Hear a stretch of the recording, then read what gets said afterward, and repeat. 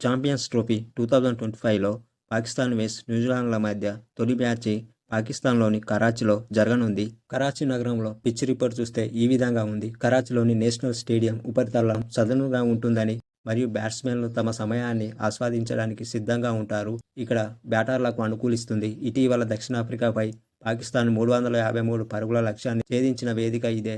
మరియు రాబోయే పాకిస్తాన్ వెస్ న్యూజిలాండ్ మ్యాచ్లో కూడా అత్యధిక స్కోర్ను మ్యాచ్ అవుతుందని భావిస్తున్నారు. వన్డే ట్రై సిరీస్ సందర్భంగా సెకండ్ ఇన్నింగ్స్లో బ్యాటింగ్ చేసే జట్లు 2 మ్యాచ్లను గెలుచుకున్నాయి. మరియు రాబోయే మ్యాచ్లో జట్లు సెకండ్ ఇన్నింగ్స్లో బ్యాటింగ్ చేయడానికి ఇష్టపడతాయి. ఇక్కడ టాస్ గెలిచిన జట్టు ఫీల్డింగ్ ఎంచుకునే అవకాశం ఉంటుంది. ఇక్కడ మంచు బౌలర్లకు రెండవ ఇన్నింగ్స్లో పనిచేయడం కష్టతరం చేస్తుంది మరియు బ్యాట్స్మెన్లు పైచేయి సాధిస్తారు. కరాచీలో ఇప్పటివరకు 56 మ్యాచ్లు జరిగాయి.